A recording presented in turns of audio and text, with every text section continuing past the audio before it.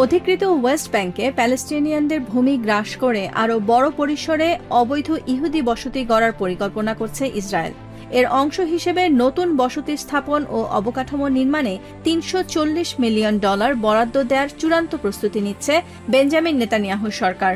খসড়া প্রস্তাব অনুযায়ী নতুন এই বাজেট দিয়ে বসতিগুলোতে সংযোগ সড়ক, পয়ঃনিষ্কাশন ও পানি সরবরাহ ব্যবস্থার মতো বড় অবকাঠামো তৈরি করা হবে।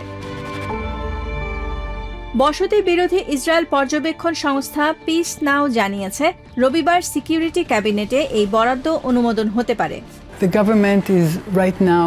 গত 3 বছরে সরকার যে 103টি বসতির অনুমোদন দিয়েছে, তার মধ্যে অন্তত 60টি এখনো তৈরি হয়নি। সেগুলোর নির্মাণ সম্পন্ন করতেও অর্থের প্রয়োজন। সেজন্যই এই অর্থ বরাদ্দ দেয়া হচ্ছে। নির্বাচনের আগে মাঠ পর্যায়ে নিজেদের অবস্থান পাকাপোক্ত করতেই তড়িঘড়ি করে এই সিদ্ধান্ত নেওয়া হচ্ছে।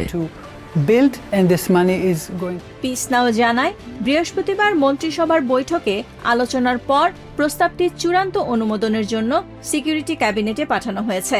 মূলত আসন্ন সাধারণ নির্বাচনের আগে আইনি প্রক্রিয়া এড়িয়ে দ্রুততার সাথে এই বিপুল অর্থ বরাদ্দ দেয়া হচ্ছে, যাতে পরবর্তী সরকার এসেও এই সিদ্ধান্ত সহজে বাতিল করতে না পারে। ইসরায়েলের এই আগ্রাসী নীতির তীব্র নিন্দা জানিয়েছে প্যালেস্টাইন লিবারেশন অর্গানাইজেশন PLO।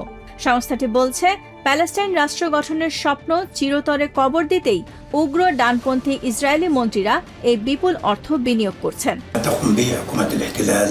দখলদার সরকার মাঠ পর্যায়ে যেসব বাস্তবতা চাপিয়ে দিচ্ছে, তারা মনে করছে এর মাধ্যমে প্যালেস্টাইন রাষ্ট্র গঠনকে বাধাগ্রস্ত করা যাবে।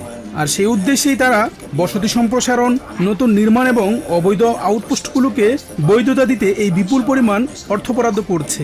এর সবই প্যালেস্টিনিয়ান জনগণের বিরুদ্ধে তাদের চলমান যুদ্ধের অংশ। বর্তমানে ওয়েস্ট ব্যাংক ও পূর্ব জেরুজালেমে প্রায় 2.7 মিলিয়ন প্যালেস্টিনিয়ানের পাশাপাশি প্রায় 700,000 অবৈধ ইসরায়েলি বসতি স্থাপনকারী বসবাস করছে। জাতিসংঘ সহ আন্তর্জাতিক সম্প্রদায় এই ইহুদি বসতিগুলোকে সম্পূর্ণ অবৈধ এবং মধ্যপ্রাচ্যের শান্তি প্রতিষ্ঠার প্রধান অন্তরায় হিসেবে দেখে থাকে। তবে আন্তর্জাতিক আইনকে পরোয়া না করে একের পর এক প্যালেস্টিনিয়ান ভূখণ্ড দখল করে চলেছে Israel. Nahid Sihan, TVN 24 news desk.